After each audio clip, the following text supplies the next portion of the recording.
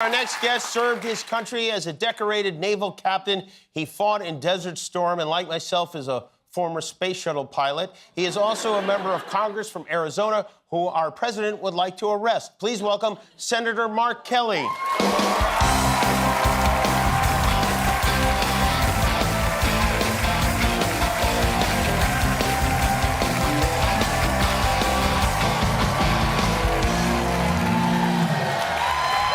Thank you for coming. I'm appreciative that you're here. I know you have a lot going on, starting with what happened 5 days ago. The President of the United States goes on social media and accuses you of sedition, treason, and suggests in a not-so-roundabout way that you should be executed for those crimes. How do you find out about that? Yeah, it was interesting. I was in the SCIF, which is a secure facility, reviewing some stuff. That's where all the top secret stuff is. I'm on the Armed Services and the Intelligence Committees. And I'm sitting next to Alyssa Slotkin. It's my colleague, also caught up in all of this. And you can't take your phones in there, so no devices. So somebody comes in the middle of our brief, slips her a piece of paper.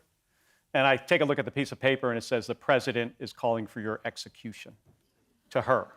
To Alyssa. So she looks at me, she gets up, she walks out.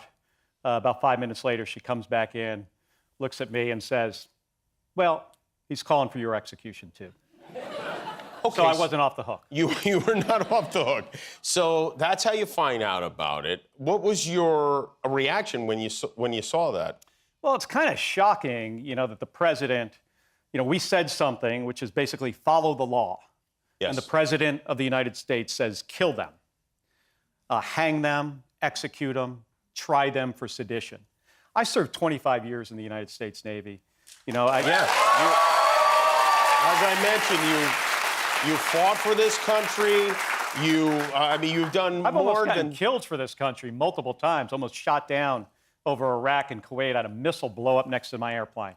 I got on a rocket ship 4 times, on millions of pounds of rocket fuel for this nation. And then I wake up one day and I got the President of the United States threatening me with my life, that I'm going to be hanged. I'll tell you this, though, Jimmy, and we've also had political violence that has affected my family. Most certainly, in a major way. Your wife, Gabby Giffords, who is a great person and was a congresswoman from Arizona. Yeah. Most people know, and that's why it's particularly galling to hear him say something like this about you, was the victim of an assassination attempt. She was shot, and 5 other people. No, 6 people killed. Right. 12 others shot. She's shot in the head. She's in the hospital for 6 months. That's political violence. The president, when he says these things, there are consequences. And by the way, isn't this the guy 2 months ago that said, we've got to stop this political violence issue? He didn't even make it to Thanksgiving. It's almost like he doesn't mean anything he says. It's almost as if he's a hypocrite in some ways. You can't keep track of this guy and what he says. And I'll tell you this, though. I'm not backing down. We said something very simple. Members of the military need to follow the law. We wanted to say that we have their backs. His response, kill them. And then you have Pete Hegseth, who is who runs the Department of War, is going to open an investigation into you. I assume into your colleagues. You will have to be interviewed by the FBI, and they're trying to find what exactly? What even is sedition? Well, this is the investigation because of what Donald Trump said, from what I can tell. And I don't know Pete Hegseth well. I sit on the committee that ultimately had to confirm him. So I know a little bit about his background. He's totally unqualified. Well, come on, hold on.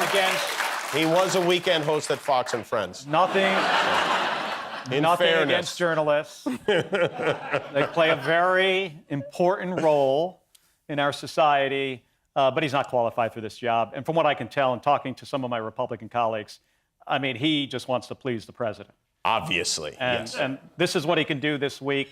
He can go after me under the Uniform Code of Military Justice, which is the law in the military, which is kind of wild because we recited something in the Uniform Code of Military Justice, and he's going to prosecute me under the Uniform Code of Military Justice. For reciting the Uniform Code of Military Justice. It is so ridiculous. It's almost like you can't make this up. Do you ever miss the cold vacuum of space? Well, we try to stay out of the vacuum. We try to stay inside where it's nice and warm. I do miss that job. Do you have to now consult with lawyers and have to deal with this when you're first of all working for the people of Arizona, the people of the United States? Now you have to spend your time. Are you actually worried about this? I mean, it does. I've been through a lot more challenging things than this, and I am. What I'm worried about is the reaction and what this transmits to the military and the public, which is basically shut up and listen to that guy.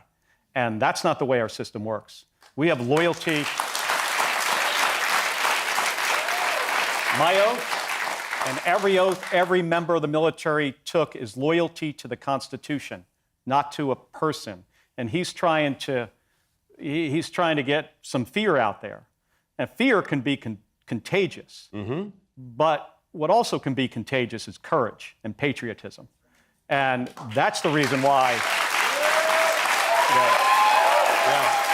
Because the overall effect is that people are now a little more careful before they speak out. People are worried about speaking out. People don't want to say things that they need to be saying. And that's flat out un-American, isn't it? It's how democracies die. It is right out of the playbook. The playbook of authoritarianism, that's what they do. They try to suppress speech. Every one of us has First Amendment speech rights. And I think the president is infringing on those. And he is sending a pretty strong message. You do not want to cross him, and your loyalty should be to him. It should not. It should always be to the Constitution.